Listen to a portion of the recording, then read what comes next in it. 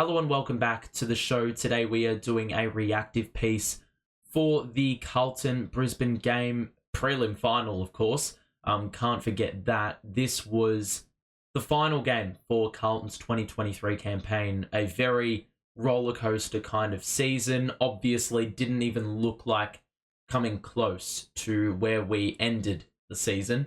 But we're here. And obviously a lot of proud Carlton supporters, because we're going into next season with a lot of optimism, obviously elevated expectations.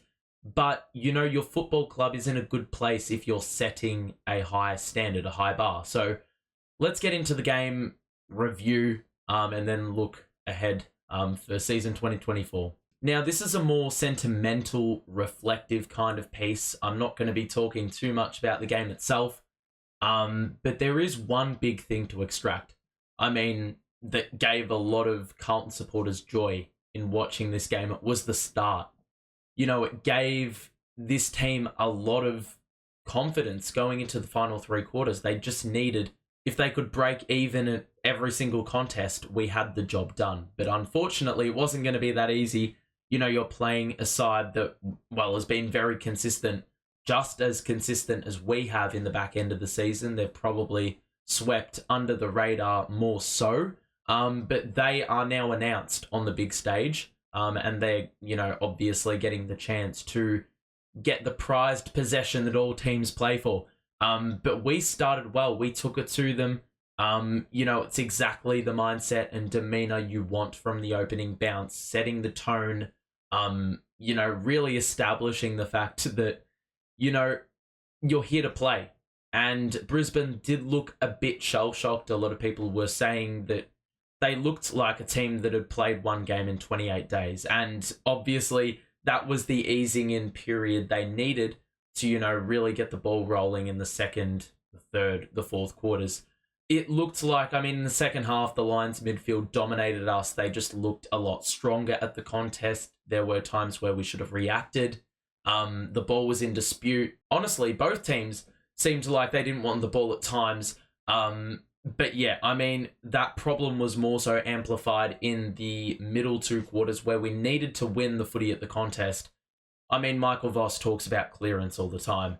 And there's a huge reason why, because, you know, we saw right there the importance of winning it out the guts, and we got punished. You know, Brisbane gave us a taste of our own medicine in the second quarter. We're able to get it back on level terms.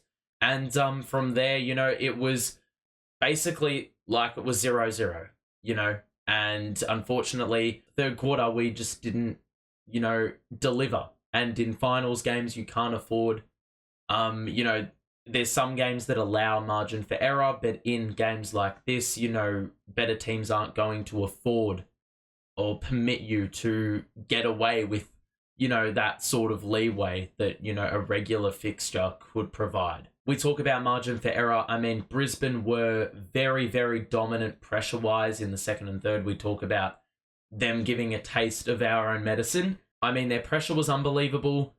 You know, we were constantly turning the ball over, and I think a staple of all our losses this season was the fact that we just could not get any continuity going forward. There was no consistency, just really just hacking it forward, no real method, not even looking up to see where you're kicking the ball. It was a very valiant effort. You know, a lot of players are battered and bruised. They have been for a couple of weeks. You know, obviously the grind of finals potentially may have been getting to them a little bit. I'm not going to use that as an excuse. But, you know, this team, I mean, got within 16 points. You think about the chances we had in the middle two quarters. There weren't many, but there were gettable opportunities to kick a goal. But that being said, you know, you're going to get punished if you don't deliver with those opportunities you get, especially if they're few and far between. So, I mean, 17 points from a grand final, but, you know, it's a loss nonetheless. It doesn't really matter how much you lose by. The last time I spoke in a raw, unapologetic, unfiltered kind of way was the reaction after the round 13 loss. And I've only done 2 reactions all year. It was that game and it's now this game. I can tell you right now, I'm very, very different in terms of the mood. And obviously the Carlton fan base reflects that as well. We've only had 2 losses in 3 months, which is crazy. I mean, in terms of how far we've come, it's been very sizable. I couldn't have honestly thought that I would be trying to make plans to get next Saturday off, to be able to go to a grand final and watch my team play. It's unbelievable. If you told me in round 13 that there was an offer to play in the prelim, I would have told you, cut all my limbs off. Honestly. Like, the possibility, it seemed so far-fetched. It was something so outlandish. You would have been called stupid. Every single possible thing you could have been called on the internet, you would have been called at that time. Here we are. I mean, obviously, we didn't go home with the chocolates, but we have a springboard to leap off. And look, am I spewing that we didn't make the grand final this year? Of course. Obviously, it's football's highest honour. In a team environment, you know what I'm saying? But does it give this team belief we can get to this spot, whilst also setting the expectation, to supply a full, strong season of performances? Yes, it does. I want to see a full season. Obviously, if we complete a full season, we are going to be much more confident going into finals. We probably have that double chance. We probably have that home final advantage.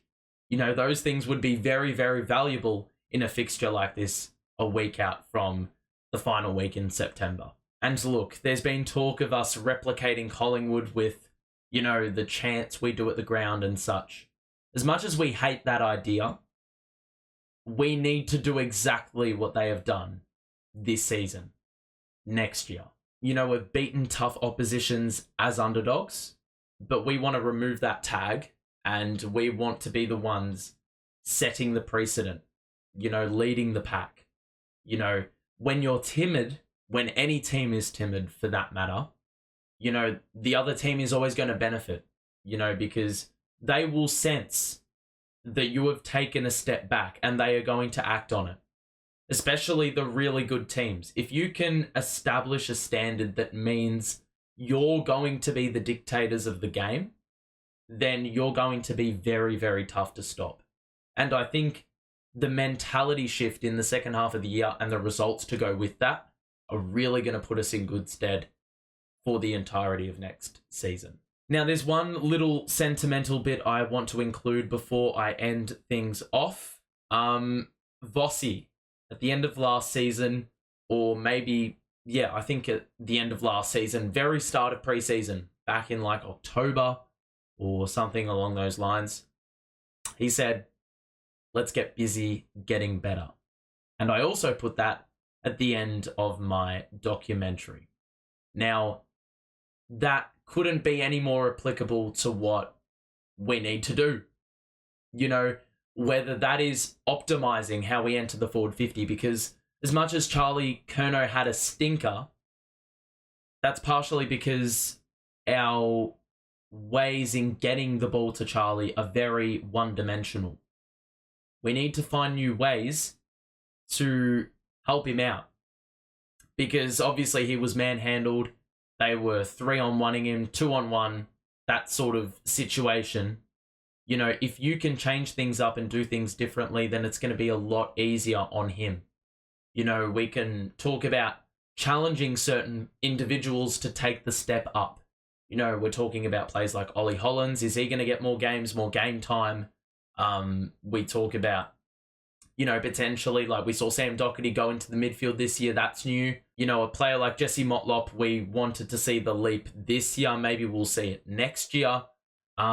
There's all sorts of things that we can look at and say that the job is not done. Michael Voss says this all the time, and I'm sure he's going to say time and time again, the job is not done. We did not complete this season to finish where we ended. We wanted to be there the final week of September. So we need to get busy getting better. It's that simple, to avoid matches like this where we just completely lose all ability to do anything, really, because we couldn't score and defensively we looked well off it. In the midfield, we were getting smashed. So, yeah, I mean, that really sums it up for me, and I'm really excited to see what this team can do. It's very open-ended because we can obviously have a slow start next year, which is something you absolutely want to avoid at all costs.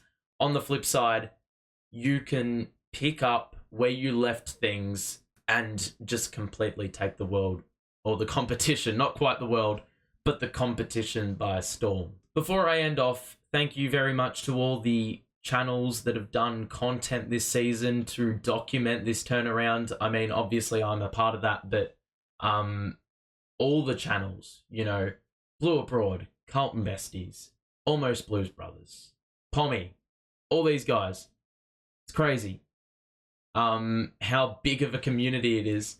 And I mean, I think I've only scratched the surface, but obviously this community is nuts. The fans have been nuts. The support's been outrageous, not only on my channel, obviously for the standards I set myself, but just from a Carlton perspective generally. The support has been ridiculous.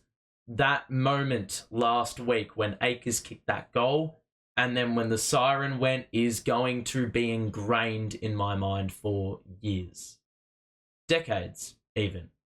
Anyway, that's going to do it. Enough of the sentimentality. I have an analysis to make. It'll be the last one of the year in terms of Carlton. I may be doing one for the grand final. But all things aside, thank you very much for this support this year. I'll probably say that again in the final analysis I do. But it's been one heck of a ride. Thank you for supporting. Thank you for your comments, your feedback, your nice words. But we'll be back to do it all again next year. And hopefully we go one better. Go Blues.